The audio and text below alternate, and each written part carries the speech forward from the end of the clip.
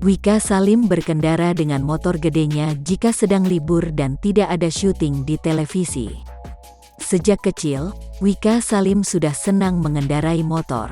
Meski perempuan, Wika Salim sudah biasa berkendara dengan motor, dan kini percaya diri naik motor gede.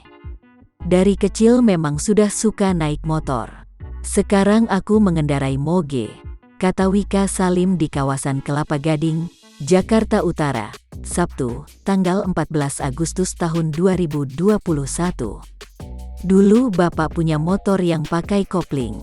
Belajar naik motor dari situ, sampai akhirnya sekarang bisa bawa moge, ucap Wika Salim. Rasanya keren dan kece naik moge.